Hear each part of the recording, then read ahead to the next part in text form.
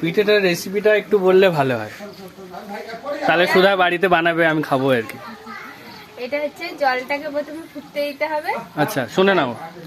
জলটা ফুটে গেলে তার মধ্যে পরিমাণ মতো নুন, একটু খালি মানে একটু নুন আর মিষ্টি পরিমাণ মতো, আর নারকেল, বাদাম, এলাচ। আচ্ছা।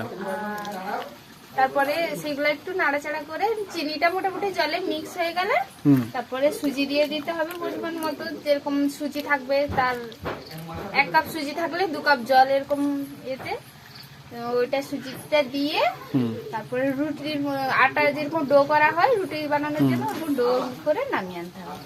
তারপরে এই যে এইভাবে পিঠা বানিয়ে পিঠা সেট দিয়ে এবারে তেলে ভেজে নিতে হবে আর কি, ডিপ ফ্রাই করে তুলে নিলেই রেডি। বাহ, আর খুব সুন্দর হচ্ছে, মানে বেশ মুচমুচে। আমি খাচ্ছি অলরেডি, খেয়ে কমে গেছে, তার জন্য খুব মুচমুচে একটা ব্যাপার আসছে আর কি। যাই হোক।